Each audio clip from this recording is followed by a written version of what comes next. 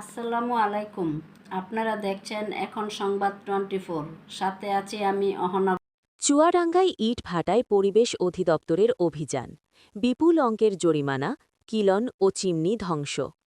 গত ২২ ডিসেম্বর পরিবেশ অধিদপ্তর খুলনা বিভাগীয় কার্যালয়ের বিজ্ঞ নির্বাহী ম্যাজিস্ট্রেট জনাব মমতাজ বেগমের নেতৃত্বে জেলা প্রশাসন চুয়াডাঙ্গার নির্দেশনায় পরিবেশ অধিদপ্তর চুয়াডাঙ্গা জেলা কার্যালয়ের সহযোগিতায় ইট প্রস্তুত ও ভাটা স্থাপন নিয়ন্ত্রণ আইন অমান্য করে ইটভাটা পরিচালনা করায় ফিক্সড চিমনির অবৈধ ইটভাটা মেসার্স কেডিবি ব্রিক্সকে ৫ লক্ষ টাকা জরিমানা, মেসার্স কুলপালা ব্রিক্সকে ৪ লক্ষ টাকা জরিমানা ও মেসার্স এসবিএম এক ব্রিক্স চুয়াডাঙ্গা সদরকে ৫ লক্ষ টাকা জরিমানা করা হয়।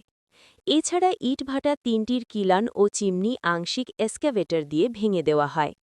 এছাড়া আইন অমান্য করে ইটভাটা পরিচালনা করায় মেসার্স টিআর ব্রিক্স ও মেসার্স এসবিএম ২ জিগজ্যাগ ইটভাটা দুটিকে যথাক্রমে ২ লক্ষ ও ৩ লক্ষ টাকা জরিমানা করা হয়। এই সময় পরিবেশ অধিদপ্তর চুয়াডাঙ্গা জেলা কার্যালয়ের কর্মকর্তা কর্মচারীগণ উপস্থিত ছিলেন। আইন শৃঙ্খলা রক্ষায় র্যাব ১২, চুয়াডাঙ্গা জেলা পুলিশ, ফায়ার সার্ভিস ও আনসার ব্যাটালিয়ন সদস্যরা উপস্থিত ছিলেন। বায়ু দূষণ রোধে ও অবৈধ ইট ভাটা বন্ধে পরিবেশ অধিদপ্তরের এমন কার্যক্রম চলমান রয়েছে এবং ভবিষ্যতেও অব্যাহত থাকবে বলে অধিদপ্তর সূত্রে নিশ্চিত করা হয়।